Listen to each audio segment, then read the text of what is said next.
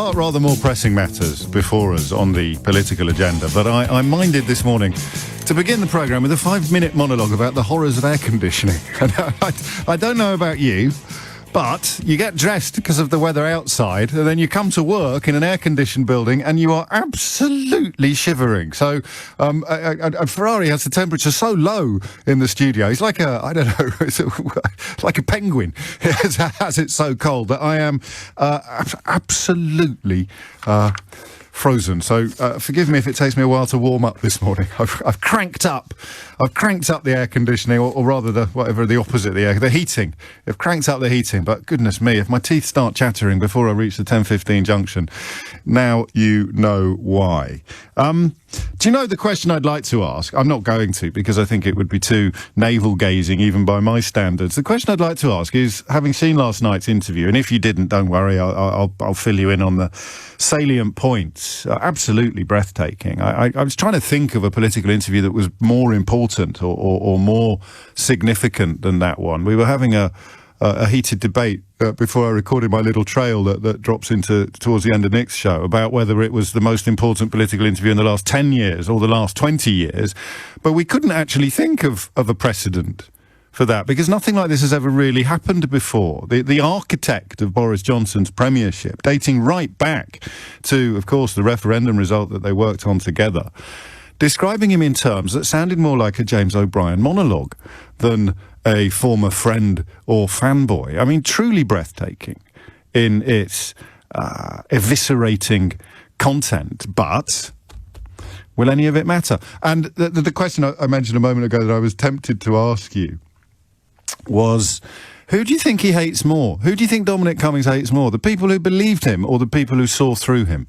That I'm going to allow myself, actually. What's the point of having your own radio show if you can't throw in slightly self-indulgent questions every now and then? And there's nothing compelling you to answer it, of course. You could completely ignore me. But I watched last night's interview with the political editor of the BBC, who seemed to be surprised by some of the stuff that came out of Dominic Cummings' mouth, almost as if she hadn't been paying much attention to the events of the last half a decade.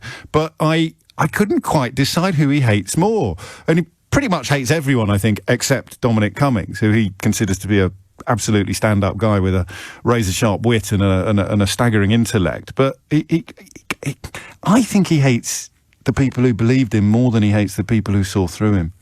I really do. It's such a weird psychological position in which to find yourself. But the contempt, you see it with Trump as well, don't you?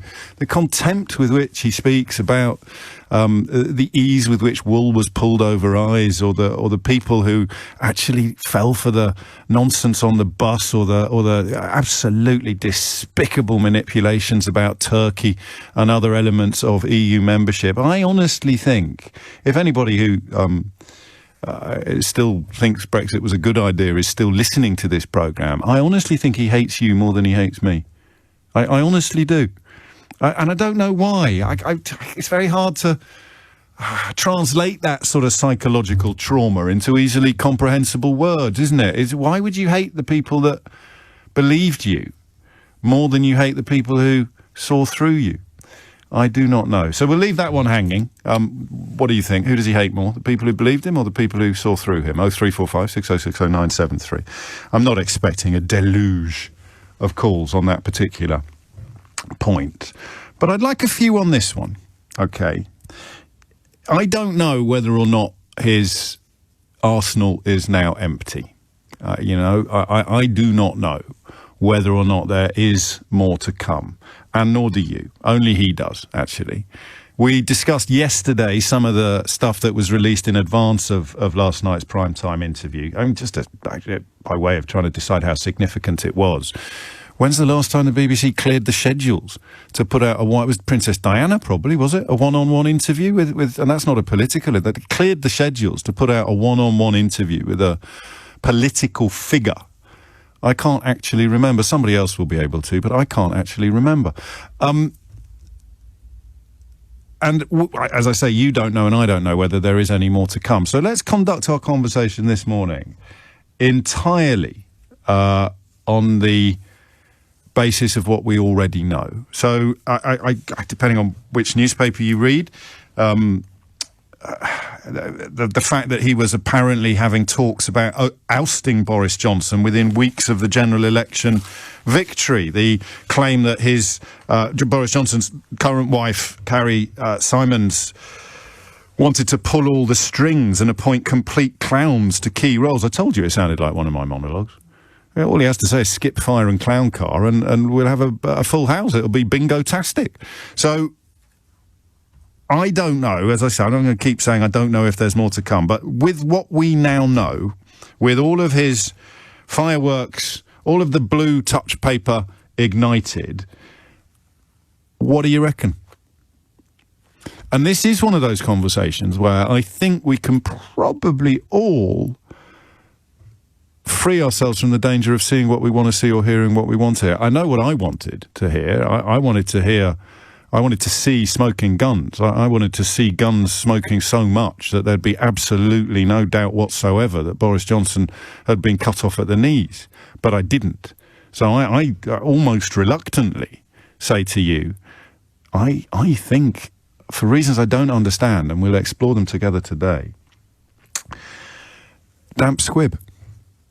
It's got a touch of King Lear on the moor without any poor Tom to keep him on the straight and narrow.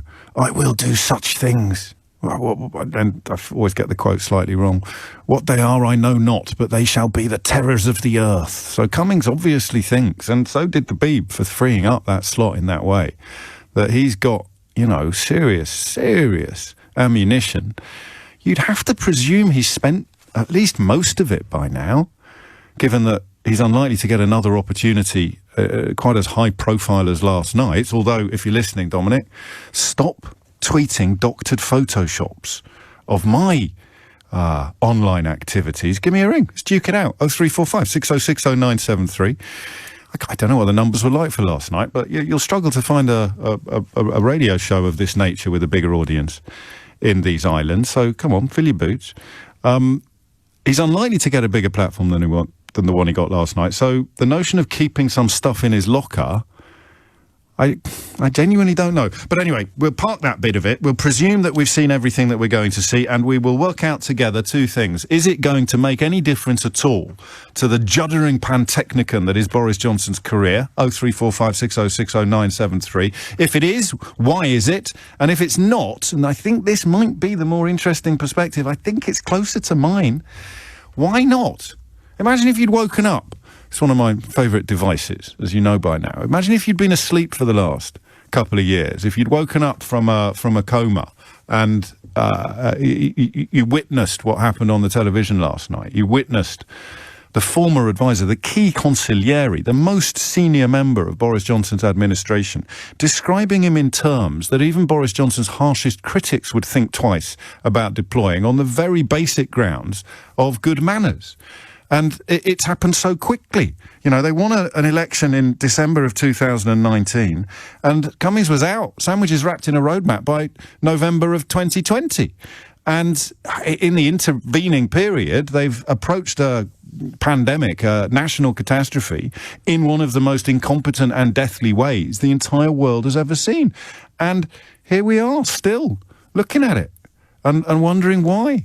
If Dominic Cummings can't land a punch on Boris Johnson, who the hell can?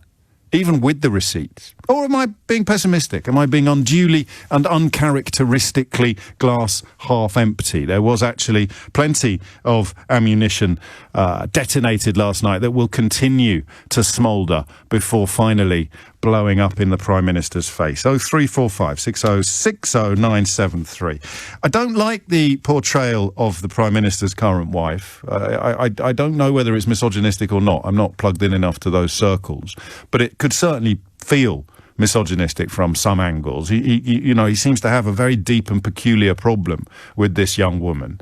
And I'll read you the line. Before even mid-January, we were having meetings in number 10 saying it's clear that Carrie wants rid of all of us. At that point, we were already saying by the summer, either we'll have all gone from here or we'll be in the process of trying to get rid of him and get someone else in as Prime Minister.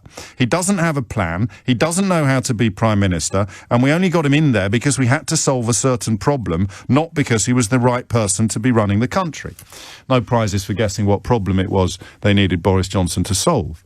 phrase I haven't used for about 2.5 years, but goodness me, it's coming back to haunt us now. Nothing desirable is deliverable, and nothing deliverable is desirable. That is Brexit in a nutshell. Boris Johnson is the only politician in the country who, by the end of 2019, could still persuasively and publicly pretend otherwise. Theresa May had tried. She'd crashed and burned in the most spectacular of fashion. So the only politician in the country who could continue to pretend that the fundamental truth of Brexit is that nothing desirable is deliverable, nothing deliverable is desirable. We'll talk later in the programme about the latest madness Lord Frost is introducing regarding Northern Ireland, all utterly predicted and, of course, predictable. But that was the problem that needed to be solving. We needed, if you like, the mother of all snake oil salesmen. We needed the most duplicitous, the most dishonest, the most disingenuous, high-profile politician that we've seen since the Second World War. That was the only way you were going to get this next stage of the con over the line. I find it almost unbelievable that it's Dominic Cummings dropping these truth bombs and not, well, yours truly. But there we are. I guess everyone can agree if we're both seeing it from the same angle, it's almost certainly true.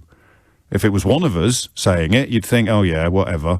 Let's find out what Dominic Cummings has got to say. He's the guy I trust on this, and it turns out Dominic Cummings is saying exactly the same thing that I'm saying. Johnson was the only politician who could get this nonsense over the line. We disagree, I guess, still about whether or not it was nonsense. But that's the point. That's just objectively incredible. I mean, I could fill 3 hours of the programme today. There is no other story in town. Daily Mail, no doubt, wanging on about migrants in dinghies. Do you know, if every single person who's crossed the English Channel in a dinghy in the last 2 years was to immediately train as a lorry driver, we'd still be about 85,000 shy of the numbers we're going to need post-Brexit. But hey-ho, you get cross about that and completely ignore the fact that the man who put Boris Johnson in Downing Street considers him to be so supremely unfit for purpose that within weeks of arriving, they were talking about getting rid of him. Whew. I'm glad I got that off my chest. If you want to join in, by the way, 0345 6060 973, do you think that Cummings is going to succeed in his absolutely blatant attempt to finish Boris Johnson? Do you think he's going to succeed? Do you think it's going to work? 0345 6060 973. Because right now, hand on heart, I don't know. Is it all a load of sound and fury signifying nothing, or is it going to land? And I mean, if you're in the mood, how have we ended up in a place where the bloke that put Boris Johnson in Downing Street was talking about getting him out within weeks of arriving on the grounds that he doesn't have a plan, he doesn't know how to be Prime Minister, and we only got him in there because we had to solve a certain problem, not because he was the right person to be running the country. I mean, the arrogance of the man is almost unbelievable. Narcissism is breathtaking. The little smirk when he was asked about the lies that were told about Turkey being about to join the EU. If you follow my Twitter account, you can see all of the advertisements that they paid. Was that the bit that was found to be unlawful, those payments? I'd have to check. But they paid to put these advertisements into... Well, they used data that they shouldn't have had to pay to put these advertisements into the Facebook feeds of people who'd been identified as susceptible to that kind of propaganda. I mean, it is truly breathtaking. But is it going to make a jot of difference to anything? Alex is in Peckham. Alex, what do you think? No, James is in Barnes. James, what do you think? Morning, James. I think you raised a very interesting point about whether Cummings... First time for everything, James? Yeah. Well, yes. Well, I would never say that. I think you raised a very good point about Cummings and does he hate the people that he conned on Johnson's behalf more than the people that hate him? And I think he does. And I think it's not the right analogy, but a criminal lawyer generally does not like the criminals that they defend and win cases for. But they do it because that's the nature of their job and they're good at it and they make money. And he was employed to do the job that he did. He did it very well. But I think the ease with which he thinks he was able to manipulate the masses of the people who voted for Brexit because I don't believe he believes in Brexit. Oh, he does. No, this is where we'll part company. Briefly, because I'm more interested in what you think than what I think at this point in the conversation. Briefly, I think the contempt he feels for the Brexit voter is actually built on the fact that in order to achieve his weird ideological dream, he needed them. That nobody who voted according to a Facebook advert or a number on a bus shares whatever his weird post-Brexit vision for the United Kingdom is. So he knew he could never win a campaign by explaining why he thinks we should leave the European Union. It would be like reading a telephone book, I imagine. It would be sort of Dolesville, Tennessee. But he knew how easy it would be to bring these people with him. So he definitely is genuinely in favour of Brexit, genuinely wanted it to be. I couldn't tell you why. It probably involved a 476,000-word blog. But the people he needed to get over the line, I think he holds, as you also contend, in absolute contempt. Yes, I stand corrected on that matter. I think he does, and I think it's probably because of the ease with which he feels that he was able to manipulate them any which way he could and convince people who did not necessarily understand or clearly didn't understand. And that's, need to look at the fishermen. And the farmers and the lorry drivers and pretty much everybody now, Northern Ireland. And as you said, for time for every single day, these people who are voting for this are going to be the ones who suffer the most. And I think that's why he holds them with contempt, because he thinks, how on earth did you fall for this? Why?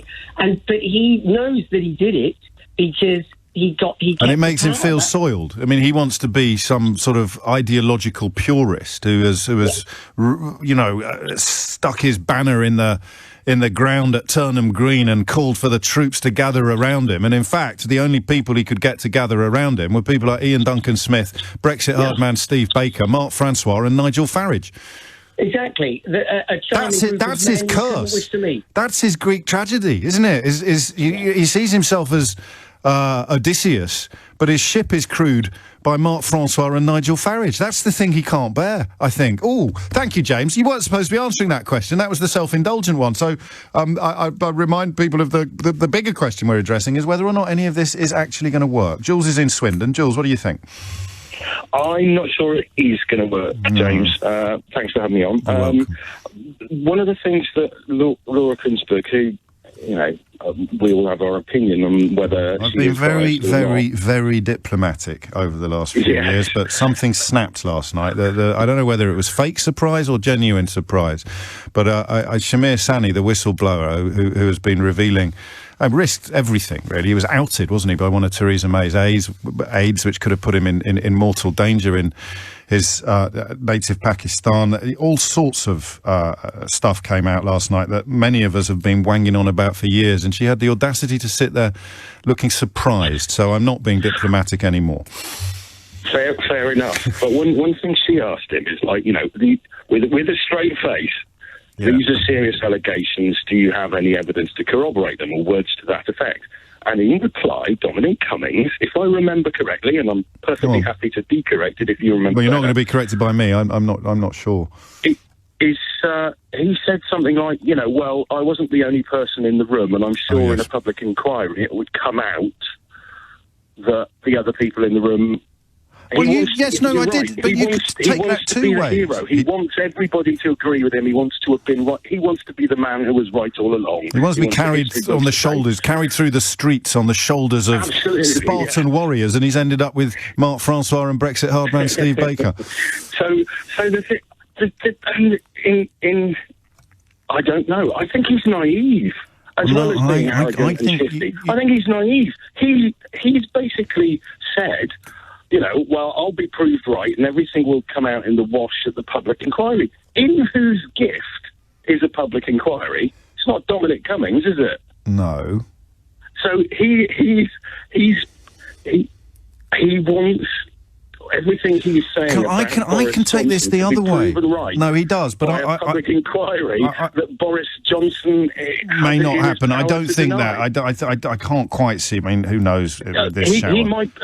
I'm sure there will be a public inquiry, but I think it will happen long after Boris Johnson is kicking his heels on the rubber chicken circuit. Yes, you might be and right. There'll be you no might be right. comeback. We shall see. So The only point I'd pick you up on is, I don't think it dilutes the potential power of his position to say what you remember him saying, which he did say. There'll be lots of other people in Downing Street who will swear on oath, I think he said, or attest that this happened at this version. I forget the specifics of what it was he was referring to. I don't think that's a sort of a get out from not having the receipts. I think that's just a different transaction. He's got receipts for some of the stuff. He's got the WhatsApp stuff from yesterday saying that it'd be pretty cool as long as everyone who dies is over 80, he could live with it. I mean, that's gross, but it doesn't seem to have landed. The stuff, I think what he's saying is there are people there who have to do their job. I think of it as witty and balanced. I'm sure he wasn't referring to them, but the idea we discussed yesterday about these people have to stay in the tent because even though they hate what's happening in the tent and they have no respect at all for the man ostensibly in charge, they correctly believe that things would be much, much worse if they weren't in the tent. So we shall see. Yeah. That's just on the oath or the testimony side of it. And if you want evidence of things getting worse if you weren't in the tent, then I just remind you that the independent advisor on the ministerial code resigned after the report that found Priti Patel to be a vile bully had been published and ignored by the Prime Minister, and he's just been replaced by one of Boris Johnson's former fellow members of the Bullingdon Club. And again, as I said yesterday, that is the point at which a script editor would send it back to the writer and say, nah, no one's going to buy that, mate. You're going to have to come up with a slightly less outrageous plot device because that is just too far out there for anyone to swallow. Sue's in Oxford. Sue, what would you like to say? Oh, hello. Hello. Yes. Yeah, I don't think it's hate. I'm not sure he feels hate. I think it's disdain. Okay, yeah. That's a more measured. Well, the worrying thing for me one of the worrying things for me was his complete arrogance and his apparent belief that he's part of a sort of group of elite people who are much, much better and cleverer than everyone else. Yes. And he was talking towards the end of the interview about, maybe him and the group of other people, whoever that is. Yes, the we of it was interesting. Who is we, yes, I wonder? Exactly. is that Matthew Elliott? Because I think he was vote leave and they would, maybe set up a new party or maybe take over an existing party like they did. So he's admitting that they took over the Conservative Party. And I find it terrifying. I don't think obviously it's about him and his personality, but I just really worry about who's pulling his strings, who has seen... Yeah, who is the we of it? Because he worked with Elliott. Elliott, you mentioned, was the founder of the ludicrously misnomered Taxpayers Alliance, and they worked together on... I think he was tied into vote leave as well, quite high up. I'd have to double check, but they definitely worked together on the other referendum, the one about electoral reform, and they're clearly very tight. So who is? And well, what we can all agree on, though, Sue, is that by voting to leave the European Union, we sure got rid of those unelected bureaucrats, didn't we? I know. I was thinking that. It's ridiculous. Let's be on satire. Back to that lowly script editor, the hardest working script editor in the country.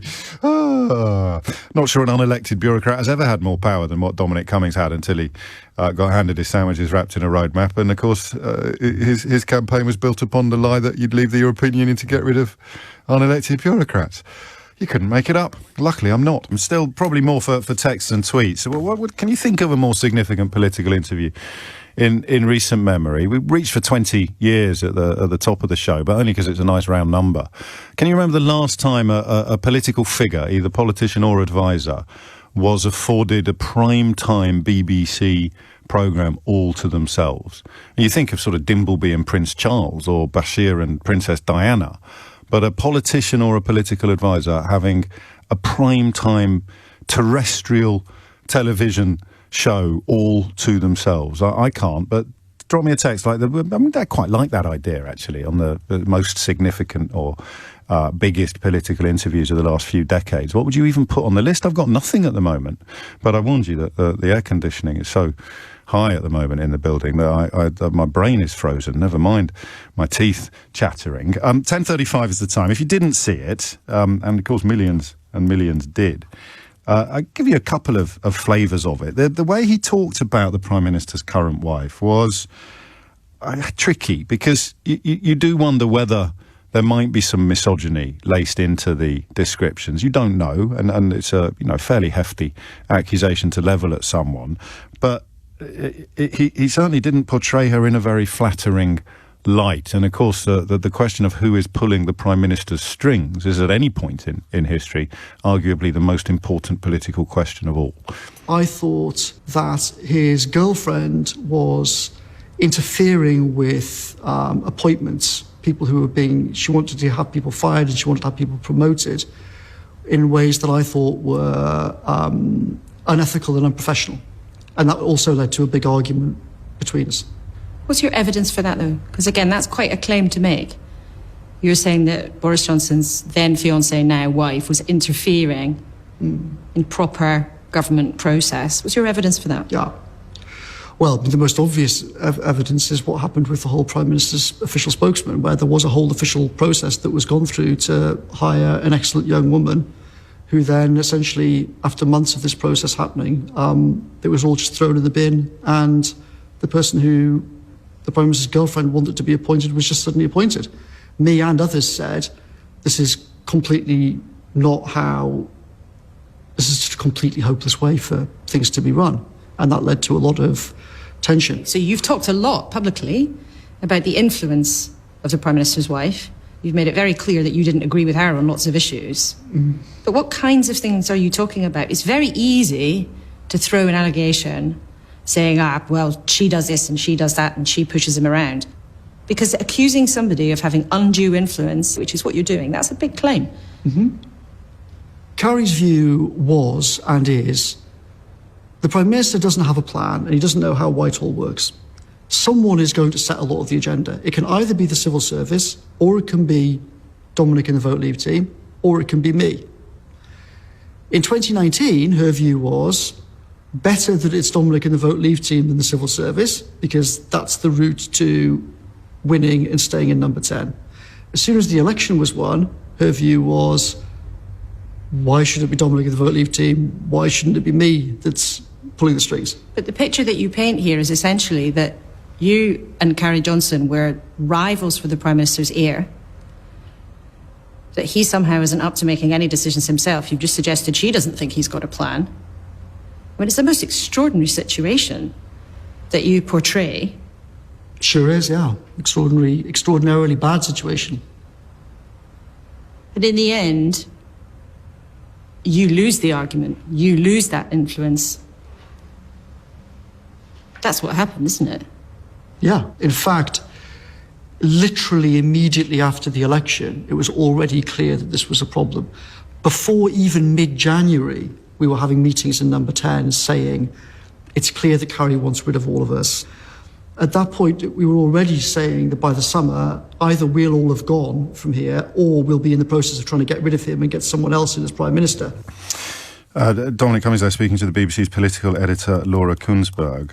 As I said before that clip, the question of who is pulling a Prime Minister's strings is arguably the most important political question of any age. But in this age, it's underpinned by another one, because it is crucial, of course, to understanding why we currently have the highest number of the most new coronavirus cases in the world, why we still have the 7th highest number of reported coronavirus deaths in the entire world, and why we began the year with the highest number of deaths per million of the population, I think in countries with populations in excess of 20 million in the whole world. So all of this is, of course, and it's easy to get caught up in the gossip of it or the infighting of it, but all of this is absolutely intrinsic to understanding how we ended up with such a catastrophic pandemic response, something which Dominic Cummings has provided the receipts for and has, of course, still not been refuted, that Boris Johnson described himself or uttered the phrase, let the bodies pile high.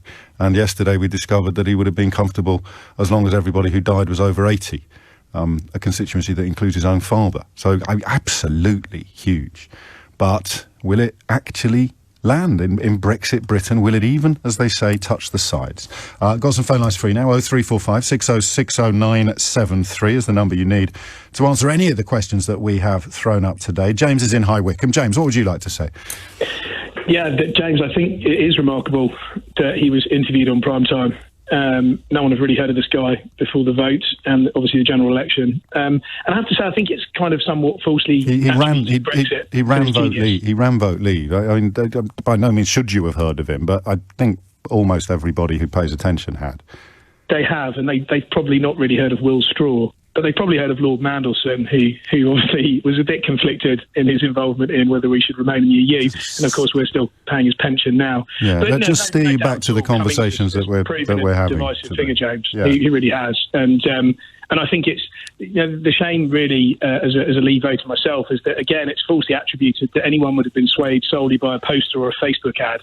There's no evidence that people even saw these things or reacted to them. There's evidence that tens of millions of people did. Otherwise they wouldn't have paid all that money for them. But let's not relitigate that. Do you think? No, we're not. We're talking about last night's interview. Anyone that still believes in Brexit, listening to Cummings, but we have to look at how the Remain camp drove people as well with a poor argument. And I'm sure we will one day. But at the moment, James, we're talking about last night's interview with Dominic Cummings and his portrayal. It's all tied to Brexit, James. You know that, and you make it tied to Brexit too. You're very effective, but you've anchored a false logic today. Who does he hate more, Brexit voters or Boris? But I also said that's not the question. That's not the question that I want people to focus on. The question I want them to focus on is whether or not Boris Johnson's key advisor, his most trusted consigliere, the man who I think everybody agrees put him in Downing Street, thinks he's completely unfit for purpose. That's of sort of historical significance, James, and I'm intrigued by why perhaps I've misunderstood you. Are you trying to persuade yourself that it's not of historical significance? No, I think everything that's happening right now is of historical significance. But we're just talking about this one. Inflated further, isn't it? Okay, so we're not going to engage, are we? I can tell you're not going to engage on the question of how you feel about putting a man into Downing Street that the architect of his campaign thinks is absolutely unbelievably ill-equipped for power. Boris Johnson. I'm actually a Leave voter, and I voted for the gentleman from Beaconsfield, who was one of the lead pro-EU people, because not all of us are so tribal, James. Okay, but we're talking about, again, we're off again, aren't we? I don't know, I mean, maybe you were on hold, were you, when we played out all of that clip and established I did listen in, James. Why it is so, but you're ringing in to say this isn't important.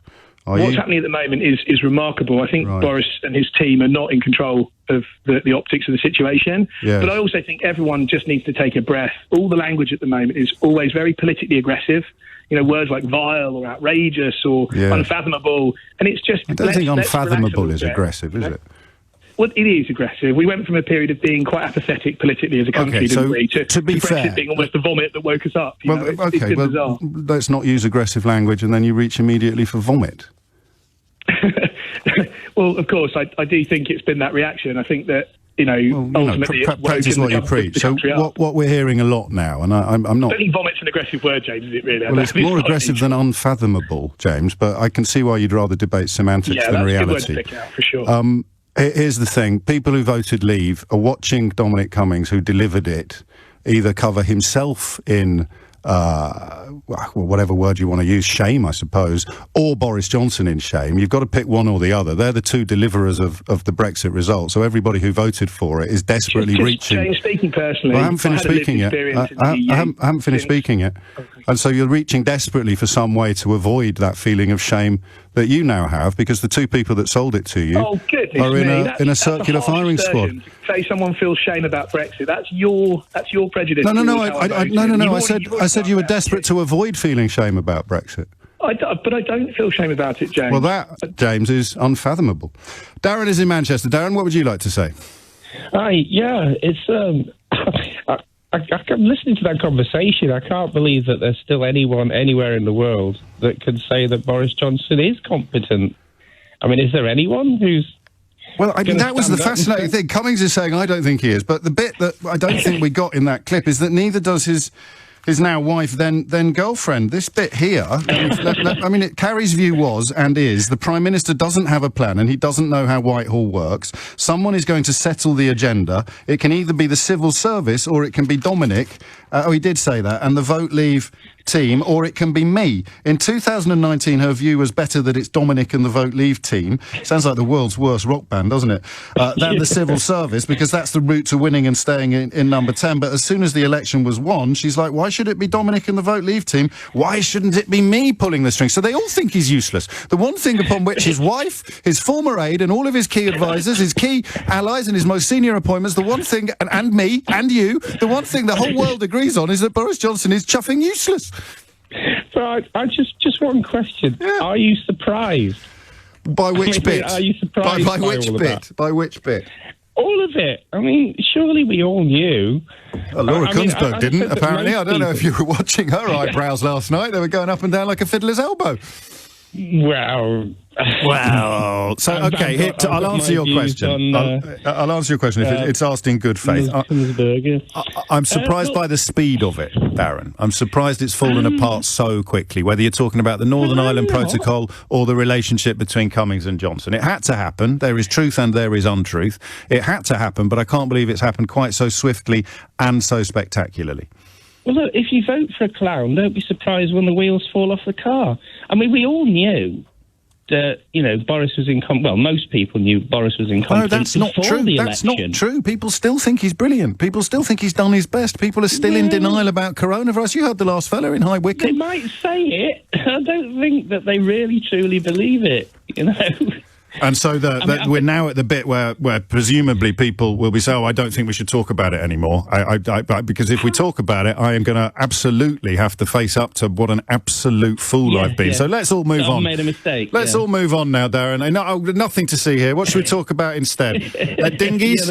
Dinghies? I mean, honestly, it's like, the whole Brexit Remain thing and all the rest of it. People vote a particular way. And then if you attack them, for whichever side of the divide they were on, they just become more entrenched, and that is the great mystery of our time. That they've got something wrong. I know, and that's a large part of the reason why we are where we are. And when you have Cummings sniggering about some of the nonsense that he put out there, but also knowing that the people who swallowed it, as you say, will double down on it. They're still keeping it down.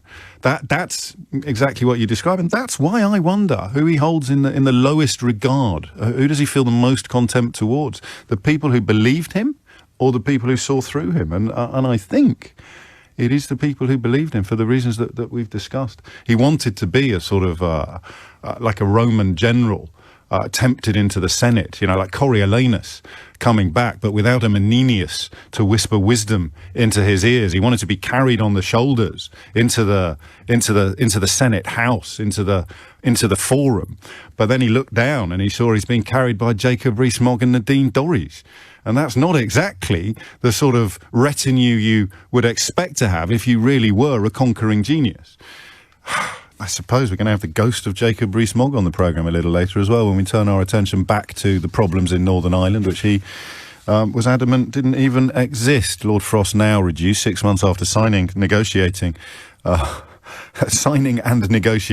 deal, now threatening to pull out of the conditions of that deal. Quite breathtaking scenarios unfolding. 10:52 is the time, but I guess you can pull your blinkers down hard enough, or I suppose the honest ones are the ones saying, let's not talk about it anymore. The dishonest ones are the ones who are still doubling down on the delusion and the nonsense. And remember, I wish it wasn't such a key part of the bigger picture, but the question of why so many British people have died during this pandemic, why the lockdowns have been so clumsy and cack-handed, the question of why they always arrived late, why the scientists seem to have been relegated behind people like Brexit hardman Steve Baker in the current context. Why, as we discussed yesterday, we can all go clubbing tonight and lick as many faces as we want despite never having been vaccinated in our lives, but come September we won't be allowed to. Why they opened schools at 9 o'clock in the morning, told us they were all safe, and then shut them again at 3:30 and told us not to bother going in for a couple of weeks. Just incredible. And of course it creates a space into which answers move, and the answer provided by the man who had more to do with getting Boris Johnson into Downing Street than anybody else, his answer to all of the questions I've just asked you is that Boris Johnson is just rubbish.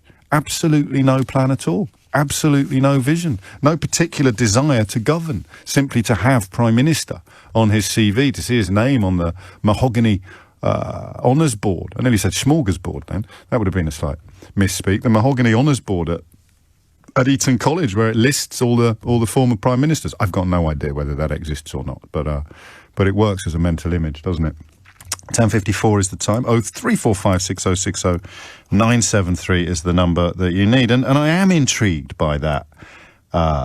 What would you call it? The last caller called it doubling down. I mean, it is fascinating when you look at the lorry driver situation, when you look at farming, when you look at fishing, when you look at Northern Ireland, when you look at job shortages in almost every sector, hospitality and catering most obviously, fruit and vegetable picking most urgently, lorry drivers, we know, all of that, every single thing really. And still I get not so many calls these days, but we had one I think today. I don't want to misrepresent him, but certainly texts which are sort of kind of pretending that none of this is happening, or that actually I voted for something that has absolutely nothing to do with the economy, with the freedom of British people, with the health of the country, with the ability of businesses to carry on doing business. We pulled out of the Dublin Convention, which means if people come here and are found to have come illegally, i.e. if they apply for asylum and their application is rejected, because we've pulled out of the Dublin Convention, which we were in as members of the EU, we can't send them back. But you probably won't be hearing that analysis in the Daily Mail today. You probably won't be hearing that analysis from Priti Patel. You probably won't be hearing those facts in a country where feelings are still prioritised over everything. We pulled out of the Dublin Convention, which means we cannot return people to countries which, as members of the European Union, we could return them to. Now, I don't get my pants in a bunch about people coming here in dinghies. 8,000, I think it was last year. It would take us 10 years to have enough people to fill the holes in one sector, solely in the haulage industry. 10 years of 8,000 people a year coming in dinghies, and we might have enough lorry drivers to cope post-Brexit. I mean, just nuts, right? But obviously, if I was desperate not to talk about reality, not to talk about facts, not to talk about observable evidence, not to talk about the truth, I'd probably be wanging on about dinghies like Priti Patel currently is. 10:56 is the time. Liam is in Birmingham. Liam, what are your thoughts? Hi. I watched the interview last night, and it confirmed to me that Boris was used as a vehicle to take power in Britain by, a cabal of kind of alien influences who were unnamed, and actually he wasn't pressed on who these people were. Or long list of things he wasn't pressed on. Yeah, exactly, yeah. So, but this is the same way Trump was used as a vehicle to take power in America. He was a manipulative, easy to manipulate idiot, wasn't he? So we've got the same situation here, but I think we've just got to be careful.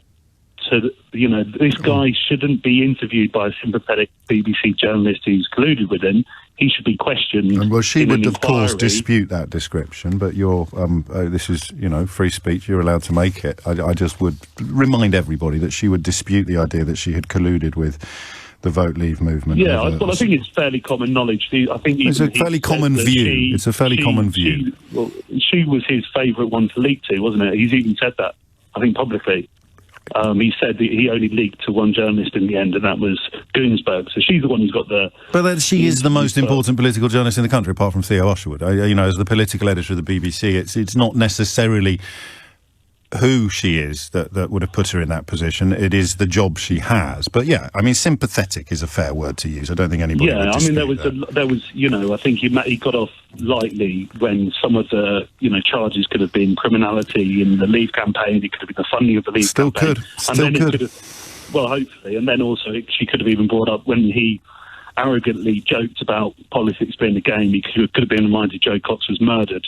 She could have pulled the adverts, the Facebook adverts about Turkey, for example, which directly contradict what he said during the interview while smirking. She could have said, "Hang on a minute, you guys paid for this," and there was a lot she could have done. But you're suggesting that Cummings should have been. What I'm suggesting is for him to be discussed in mainstream media, like in this way, almost verifies him as a politician or an influencer in some way. Actually, when I think his end game is to destroy British democracy, and I think he treats democracy with disdain, and I think the people behind him are, and I think what they're probably doing is trying to overthrow the British government and Whitehall in particular, and I'm wondering where this goes. Does it go to a Capitol Hill moment? Well, no, they haven't got the popular support for that kind of thing, largely because we don't have a Fox News at the moment, and GBB's doesn't look like it's really shaping up to provide a British version at the moment. But I would have blown a whistle on you probably a year ago for some of that, because I thought, I would have thought you were sounding a little... But he did say towards the end, didn't he, that they were discussing the possibility of setting up a rival party or of replacing him as Prime Minister. So, I don't think I can even dispute, let alone caution you, because that is a definition of dismantling democracy, in a way. We're going to put our own people in power, but regardless of what the voters have just done 6 weeks ago. Yeah, so I think he's dangerous, and I think giving him a platform that gives him credibility. So what would you do then? What would you do? I think if he's saying that he's trying to overthrow the government in some sense, or that he's undermining the government, I think there needs to be inquiries into what he's done or what he is doing, and I think it becomes a legal matter. But don't you want to know what he has to say about, just one example, why the coronavirus handling has been so atrocious? I mean, he knows where I've nearly said the bodies are buried. That's an inappropriate analogy in the circumstances because it's so literal. So he knows where the receipts are. He knows what was said. He knows why. And now pick a catastrophic decision almost at random from the several hundred that are available to you. He knows why it happened. He was in the room where it happened. Well, yeah. Yeah, and this was a guy who went and edited a blog afterwards to make it look like he predicted it and to try and make himself look smart. It doesn't mean everything he touches is... I hear you made me late for the news, which is a compliment to the quality of your contribution. Number you need if you want to join in, 0345 60 60973 is the number you need. And I can't really do the thing I usually do at this point and say, please give us a ring if you disagree with me. Because if you disagree with me today, then you're disagreeing with Dominic Cummings and Boris Johnson's wife about Boris Johnson. So who would be in that camp? I know better than his wife, his closest consigliere, and the gob on a stick on a radio, because I don't know, you read The Spectator? Would you indulge me for a moment in the alchemy almost of what voters care about? It's so bizarre, isn't it? It's very easy to get us all to care about things that are designed to frighten us. Sometimes they're genuinely fearful things, fearsome things that we should fear. And sometimes, of course, they're not. I don't really have much beef with you if you are terrified by the idea of a few thousand people coming onto the beach at Dover in dinghies every year. The effort that's been put into terrifying you is the greatest I can ever remember seeing in British politics over the last 20 years. If the British media have put as much effort into, feeding hungry school children as it's put into trying to terrorise you about a few thousand people a year arriving in Dover on dinghies, then there wouldn't be an empty belly in the land. If the British media had put as much effort into, for example, providing homes for homeless people, let's make it more emotive, let's go down the tabloid route. If the British media had put as much effort into housing homeless military veterans as it has put into terrifying you with regard to refugees and asylum seekers, then there would not be a homeless military veteran in these islands. So I used to get cross with you, and obviously some people do harbour really vile prejudices in their darkest hearts, but for most people it's a normal reaction. It's like getting burnt when someone puts a lip match against your skin. Of course it's just a reflex. They say you are under grave danger and you should be terrified, and then it's on every front page and every blink time you turn on your radio. Never mention things like the Dublin Convention, never mention things like France already provides asylum to way more people than we do. Just keep inflating this idea that we do more than our fair share, which is a lie. That it's a major problem, which is a lie. That there is some sort of logic to arguments about why is it just young men coming, which is nonsense, of course. It's obvious. You speak to a refugee, ask a young man who has fled Syria or Afghanistan or somewhere like that, why they didn't bring their aged mum or their young sister with them, and they will give you the most obvious and clear answer you could possibly desire. So if you're in the business of stoking up fear of foreigners, whatever the hell you do, don't speak to one and ask questions about all the things that you use to lie to your supporters in order to get them frightened. I know what you're thinking. Is he going to do the ghost train line? Yeah, he is. It is a hell of a lot easier to sell tickets for the ghost train than it is for the speak your wait machine. So, I mean, really, I mention that because it's really, really easy to get people het up about that. And then, of course, people like Dominic Cummings can use it to get you to vote against your own interests. And that is pretty much what the last caller was talking about when he talked about a genuine assault on democracy. An uninformed vote is not a pure form of democracy. If you vote because you believe something that's not true, and Donald Trump, I guess, is the apotheosis of this, then democracy is really under threat. But I mention this because I don't know. You know the MP's expenses scandal? That went bonkers from the start. Absolutely bonkers. It was one of the first times I remember coming to work, drawing breath and watching my switchboard explode, and it would stay firing for the whole 3 hours. Absolutely universal fury at MPs. In retrospect, I think I was probably a bit lazy in just coming to work every morning and throwing petrol upon the flames of your anger. I think some of the historical reasons for the expenses scandal were allowed to sort of disappear below the waterline. Obviously, someone like Nadeem Zahawi claiming public money to heat his stables was absurd, but the sort of nudge, wink, wink of people arriving in Parliament and being told we haven't given ourselves a pay rise for ages, so we really fill our boots with expenses, probably would have let some people off the hook who ended up getting lynched, metaphorically speaking. So that one really, really worked. That was anger, not fear. Hancock, it was more to do with breaking the rules than it was to do with breaking his marriage vows, I think. Just examining what pushes the public's buttons and how these things change over time. But the one I always think of was the phone hacking, actually. And I don't know whether it's because of the job I did in a previous life, but I couldn't believe the lack of interest in the phone hacking stories as they emerged.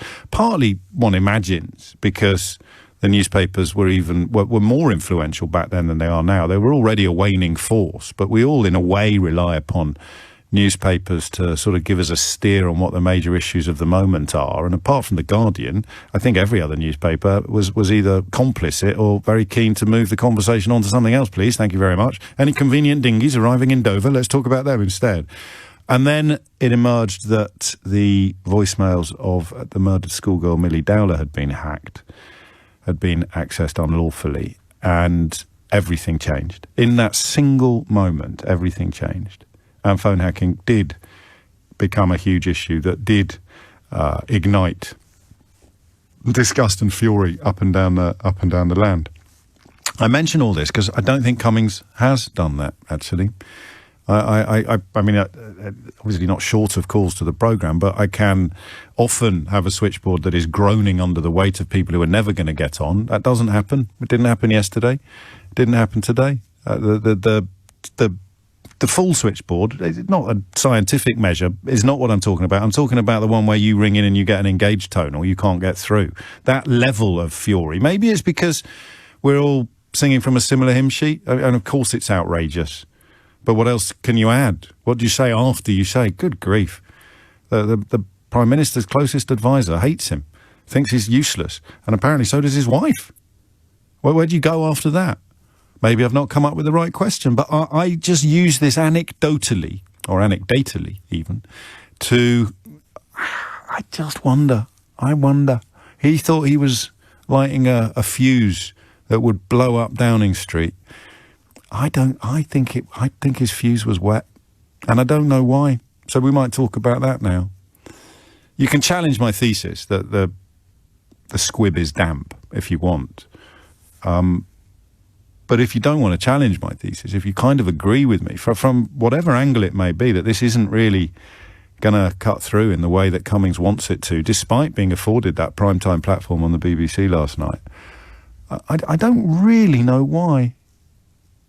Why is it not cutting through in the way that we might have expected it to. And some people might have wanted it to. Well, we don't even need to speculate about that. Why is it not cutting through in the way that Dominic Cummings wants it to? Which, of course, leaves you free to offer the view that it is cutting through. It will matter. It's a slow-burning fuse. And again, I wonder whether it is going to be slightly linked to newspapers and to Brexit. I said to you a few times recently, I have no idea what I'd talk to you about every day if I'd encouraged you to vote for the current madness that infects Downing Street. Regardless of Brexit, just Johnson, if I'd encouraged you to put him there, rather than telling you the truth about both contenders in the last general election, the ultimate clash of a rock and a hard place, what would we talk about? They can't even really talk about parking tickets at the moment because so many people are still working from home. Cycle lanes. We'd go big on cycle lanes and dinghies, I imagine. But what are you going to say about dinghies if you feel a public duty to be honest with your listeners? And you'd have to point out it would take us a decade of current levels of arrival on the beaches in Dover if we trained every single one of them as a lorry driver, ignored the ones that have got professional qualifications or who want to be surgeons or doctors or teachers. No, sorry lads, you've all got to be lorry drivers. It would still take us 10 years to fill the post-Brexit hole in the haulage industry. So why is it not cutting through? Why is it not landing? 0345 6060 is a great little comparison here from a chap on Twitter called Otto English, who's written a rather good book, actually, called Fake History. He's one of my favourite tweeters, and he's just said, 2019, Remainers. Cummings is a dangerous Machiavellian lunatic working to his own agenda and intent on pulling everything down. Fast forward to 2021, Tories. Cummings is a dangerous Machiavellian lunatic working to his own agenda and intent on pulling everything down. And you know what? I think he's probably right. Tom's in Cambridge. Tom, what would you like to say? Morning. Hello. Sorry, I was unfair. I kept you on hold then for ages. I didn't know I had a monologue in me. I thought I'd shot them all already today. So you fill your boots, Tom. It's all good. As soon as you said cycle lanes, though, living in Cambridge, you triggered something in me. But we'll move on. I wanted to ask a question, sort of make a point. Going, have we started living in a reality TV world in that as soon as someone is evicted from the big Downing Street house, they go on and get interviewed by someone and say, well, I was voted out for this and I did this and did this. So that is Laura Kuenssberg is Davina McCall, or who does the votes after? Exactly. Oh, that's brilliant. But do you know when you were right to say, and I'm 36, so I've not had many of a political major interview in my life, shall we say, that sort of thing. So, but I don't recall anyone being interviewed of his stature or his position post that being ousted from their job. So this does seem like, he's just been evicted from that house from there. So then he's come on to talk about how, I was actually evicted because of his missus and all this. It's very Love Island cross Big Brother. But when did we get to this point? How did we get here? It does seem like a man. You're a genius. Do you want the good news or the bad news? Oh, go on. That's one of the good news is that's one of the best contributions I can remember coming into the programme in a long time. The bad news is I'm going to pass it off as entirely my own work for the foreseeable future. Thanks for that. You're very welcome. I don't know. I don't know whether Cummings is unique, and that kind of undermines your analysis. I.e., it's not the case, is it, that every Tom, Dick, or Harry who gets handed his sandwiches wrapped in a roadmap gets a primetime TV show to vent their spleen. It's happened to a few of them lately, but it certainly applies to him, and it stinks of Love Island / Big Brother. I'm with you on that all day long. I mean, but when did we get to this point? When did politics turn from serious matters, which they are, to someone backstab? Well, you know what I'm going to say. It was when we allowed feelings to overtake facts, when we allowed senior politicians to stand up and say that the country had had enough of experts, when the BBC decided to make humble presenters treat Andrea Leadsom as an equal and opposite force to the former Director General of the World Trade Organisation in a debate about the World Trade Organisation. That's when it all broke. But whether or not that leads inexorably to the big brotherization of Dominic Cummings' eviction from Downing Street, I do like that. You can see, they should have stuck the music. I bet someone did. It's standing there with his enormous box. Do you remember? Dear 43 and Dom's out. PMQ's, of course, on the way at 12. I haven't checked with Theo. I checked with him before the programme. We think the Prime Minister will do it from Chequers via Zoom. I guess if he's working from home, as it were, self-isolating, because he was contacted by the NHS test and trace, not the NHS test, the NHS vaccine programme. It's the private sector test and trace, isn't it? Dido Harding's test and trace. You shouldn't be blaming doctors and nurses for that debacle. Then he should still be putting in a shift, shouldn't he, today? what will Starmer go in on now? And that, of course, then becomes relevant to the spiel I just inflicted upon you about just a sense I have.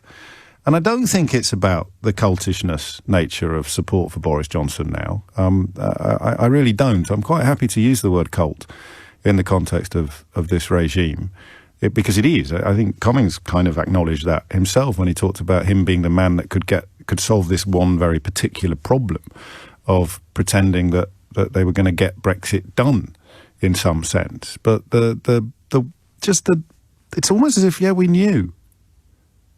You know, like with Johnson's moral depravity, like his sort of sexual incontinence and his inability to keep a promise to anybody, from his wives, plural, down to the voters, employers, party leaders, abject dishonesty. So maybe I am now veering into cultish territory, because the suspicion I've got is that this isn't going to work in the way that Cummings wants it to work. And remember, I speak as someone who would quite like to see it work. So I don't think I'm susceptible today to that age-old problem of seeing what I want to see and hearing what I want to hear. What are you seeing and what are you thinking? James is in Sheffield. James, what would you like to say? Hi, James. Hello. Great show. I think you're probably kind. The closest thing we've got to a functioning opposition. Well, hang on a minute. I give you Marcus Rashford. Very true. Carry on. Thank you, though. Very true. So what I wanted to say is, in terms of what's happening with Cummings, I think what we're seeing is the war of the two Brexits, the Brexit civil war, where, as your caller said earlier, they used Boris to get the populist vote, to get it over the line, and now they are done with him. And the they, I think, is, yes, it's Cummings, and yes, it's Matthew Elliott, it's the Vote Leave team, and it's a lot of what you might call investors from America who have plans for free ports and a slash and burn of the UK economy. Now, I'm no fan of Boris whatsoever. Sure. At all, and I don't like his brand of what you might call fake patriotism, culture war, let's all raise a flag. But what I would say is we want to be careful to cheer Cummings over the line with this, in the same way that we cheered as Hancock was brought down, only to get Sadge in with a much more, what you might call, free market approach to healthcare. Or bleak. Or bleak approach to humanity. Don't push me back into the Matt Hancock fan club. I've only just washed it off. But I do understand exactly what you mean. This ludicrous scenario that we're in this week, where we're celebrating Freedom Day on the day where the three most important politicians are all self-isolating, is probably not something that would have happened if Hancock had still been in the room where it happened. Absolutely. And in relation to your point about why is it not cutting through, well, I think this comes back to, I think they probably underestimated Boris's capacity to rally the populist vote. Culture war, flags. Unfortunately, my own father has fallen for it. He voted for Brexit, much to my dislike. Sure. And now he's doing the whole flagging, is he? He had a flag for the football and then he took it down. I don't mind that. I mean, more the mindset that flags are more important than people, or statues are more important than policies. Unfortunately, and he thinks the BBC is run by elites and so on, rather than what they're actually trying to do is hold the government to account. Well, they're trying, but they're also bad. We won't do the analysis of the BBC today. That would be a little bit navel gazing. So so that is Trumpian as well, isn't it? In the way that Republicans who called Trump accurately quite early on, most obviously before he actually got the nomination and before he became president, but latterly, post-January the 6th, all of the Republicans who know exactly what Trump is and exactly what happened on January the 6th have to pretend otherwise because he still has so much support in the country and therefore influence in the party. So you're unlikely to flourish in the modern Republican Party unless you've got a Donald Trump endorsement. And getting a Donald Trump endorsement means publicly colluding in his lies and nonsense. They probably didn't see that coming. And you're suggesting that Johnson exercises a similar spell over elements of the British electorate, which prevents anybody left in the Conservative Party with a conscience or a scintilla of integrity from telling the truth in public. Well, I think it does, but I also think a lot of the people around Cummings aren't necessarily in the Tory party. And I think they thought maybe get him to get control of the government, get Brexit done, and then move him on. And actually, they underestimated the fact that actually, yes, he's a bit of a kind of, he's an electorate whisperer in that sense. And it's proving harder for them to get rid of him than they thought. What is, you're very good, this is strong. What is the Conservative Party in the 2021 without Boris Johnson at the helm? What is it? very true. Well, it is a campaign group for populism. And unfortunately, once they moved on Dominic Grieve and Dave Gawke, etc., there aren't enough dissenting voices. I mean, it's ironic that the dissenting voice is Theresa May. Yes. At the moment. But then that's on matters like masks. And again, I would disagree with her. And foreign aid. So, and foreign aid. You're right. So where is the friendly critic? I have a slightly rude phrase for it in my private life, off air, but the polite version is the WASC alarm. Everybody needs a WASC alarm in their life. I'm very lucky to be married to mine. But somebody who cares for you, who will just whisper in your ear at a crucial time that you're being a WASC. I don't know that Johnson's got one. It looks like Cummings was one. Oh, I'm off to see the Queen.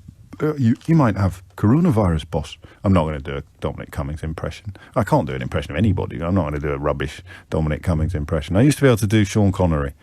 No, all right, I won't, Keith. Just relax, will you, mate? This is high-quality current affairs broadcasting. I'm not going to drop Sean Connery impressions into the mix. What sort of a child do you think I am, honestly? But he doesn't have a WASC alarm. I wonder, and you sort of think C.R.E.E.P must be his WASC alarm, according to Cummings's analysis, but she thinks he's a WASC. So it's not really a proper WASC alarm if you are occasionally compelled to say to someone you care for, you're being a bit of a wally. You're being a bit of a WASC. Just wind your neck in. If you think he's a permanent WASC, you're not really a WASC alarm. You're an accomplice, I would say. Or you're a puppet master with a WASC on a string. 0345 6060 973 is the number to call if you can make sense of any of the last 300 words to come out of my gob. Barbara's in Hartlepool. Barbara, what would you like to say? I wanted to say that I think the reason why this isn't cutting through and the reason why the polls are resolutely sitting around 40 is, to put it in a nutshell, cognitive dissonance. If you've invested all your emotional worth over 5 or 6 years now into this belief for Boris and Brexit and all the rest of it, all the evidence that shows, and it's happened in America as well, all the evidence that you're given that you were wrong is your head might read it, but your heart can't accept it. It's that cycle of, in order to get to accepting it, you've got to get rid of the denial and go through the anger that you were duped. It's all an emotional thing. So that's why everybody says, I wasn't duped by the 350 million on the bus, because they know that's a lie. And they know that if they were duped by it, they'd look a fool. So they deny that it made any impact on them whatsoever. Well, in fact, we know it did. Or no, the other thing now is either let's not talk about it anymore, please let's not talk about it anymore, or I think you'll find I voted for it because I have a deep understanding of the Treaty of Utrecht from 1763 and I lived in the European Union, and how dare you suggest that I was susceptible to the kind of manipulations that the plebs who carried Brexit over the line were subjected to. It's a self-defence mechanism. Because Brexit was largely, not wholly, but largely an emotional thing for most people. Yes. It was that, and that's why all those emotional arguments won about immigrants and Turkey and all the rest of it. It's much easier to change your mind than to change your heart. And it will change in time. It's like but slowly, it's not going to change when you fall in love and they treat you badly. That's a great point. It takes you a long time to accept that you were a fool.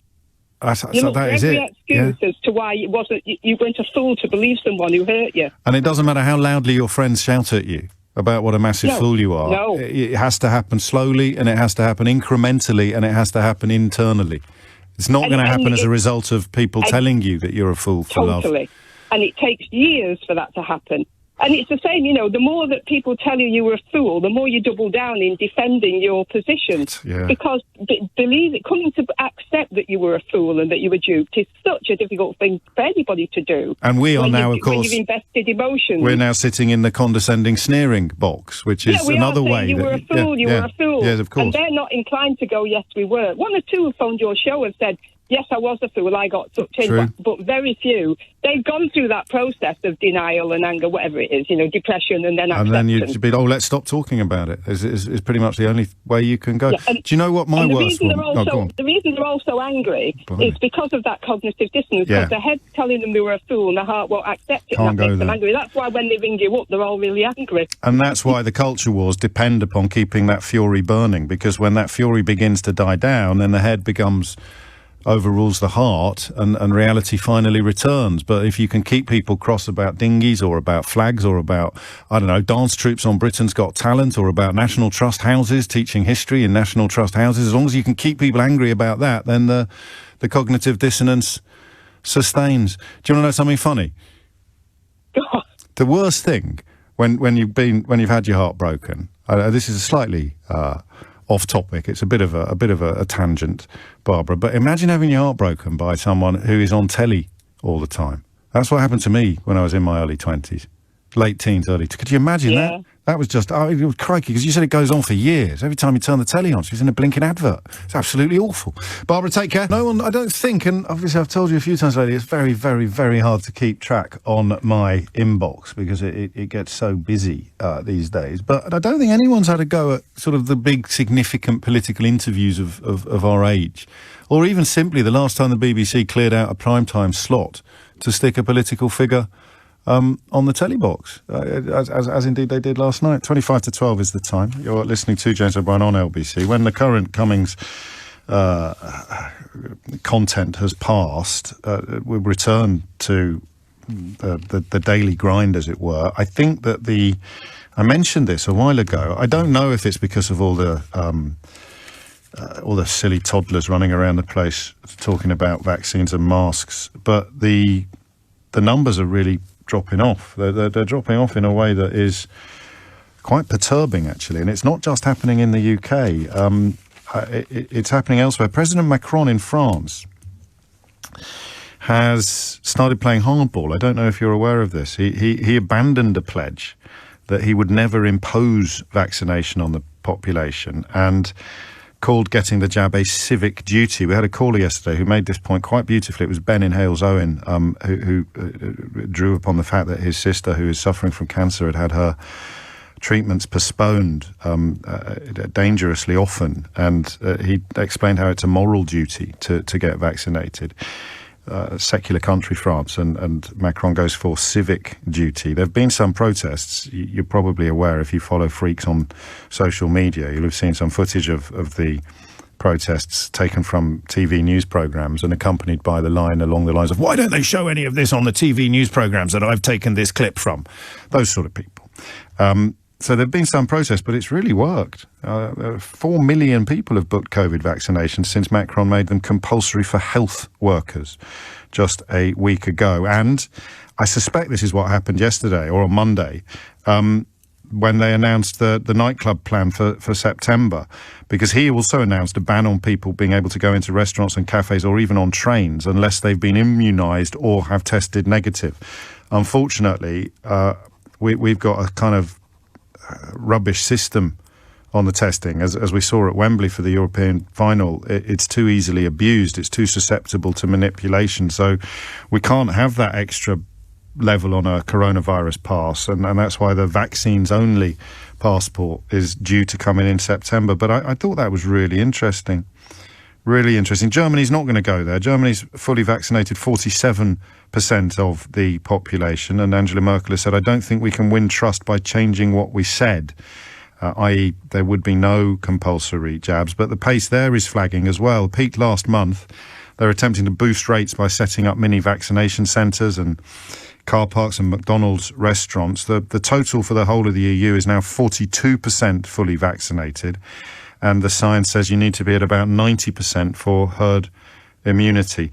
Having said that, some countries, I suspect, are going to overtake the UK in the course of the next week or so. And remember, I think I was the first person to tell you that Germany was on course to overtake us with regard to the total number of vaccines administered. So I think you need to be looking at the Netherlands and Denmark, some other European countries who are actually going to start overtaking us on the percentage measure of people vaccinated, which means that line about the fastest rollout and all of that quite creditable conduct at the beginning, led by Kate Bingham in procurement and what have you, Johnson's managed to spaff that up the wall as well.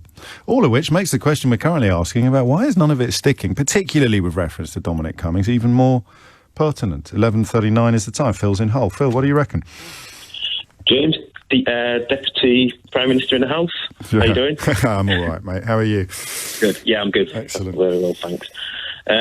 Yeah, we've been down this road before, haven't we, really? Well, not with specific reference to Cummings' latest revelations, but yeah, it does feel of a piece with a sort of apathetic electorate, doesn't it? Exactly that, yeah, exactly that. I think, as we've discussed in the past, obviously we've got Gary Lineker as our foreign foreign minister, which I'm hoping is going to sort things out on that. This side. is our fantasy cabinet from a few months ago. That's exactly Marcus it, Rashford, I think he's earned a promotion ever since, hasn't he? We'll have to get Mings on. We'll get Mings on the bench as well, on the front bench. Yeah, let's get him involved. Off the bench. I think, as we know, I think Brexit has been the defining moment, I think, for this country. And Brexit wasn't, obviously, as we know, it was an ongoing process.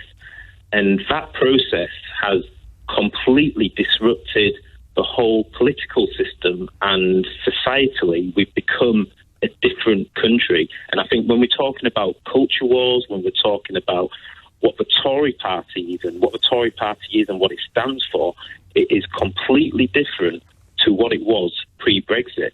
Now, the ironic thing around it all is that Dominic Cummings, obviously, is one of the key architects and main architects in terms of how that disruption has been seen through. So because of the way Brexit was delivered in the sense of it was made very simplistic. It was those 3 words, take back control. It was made to seem really easy. It was that idea of people being able to have an opinion on something which wasn't necessarily based on facts or the key aspects around what the reality was. Then there was reality and delusion around the whole thing, and expecting that to change just because the personnel has changed and it's now Cummings who's on the outside weeing in rather than being on the inside weeing out is just a little bit naive, perhaps. It's naive because I think right now it's been embedded now within our cultural system now, within the way the UK operates. And they mean it now. You sort of thought maybe they're winking to the wings before, but now they mean it. Brexit hard man say Ian Duncan Smith thinks he's a genius, partly because they got Brexit over the line. So rather than acknowledge the reality of what they've actually done, they somehow think, well, if we shouted it loud enough, we won the referendum, even though we were talking nonsense. So maybe it works. Maybe it stops being nonsense when people vote for it. Well, exactly that, because in the sense of winners and losers, but there's a winner in sense of as we know, calling that election was the worst mistake that could have ever been done at that point, because but that's another conversation. Yes, but I truly believe that what's happened now is, and the nature, and it's the nature of the Tory party. So the Tory party, as I said, is not the same Tory party as it was pre-Brexit. So the scandals which have happened. They're not landing. Theo's in the studio to talk us through another scandal that would once have garnered rather more attention than perhaps it has, although we do our best, Phil. We do our best to keep the home fires of integrity and trust burning while the rest of the country is using them to toast marshmallows. Thank you, mate, and you're still in the job, you're still in post, still the fantasy deputy.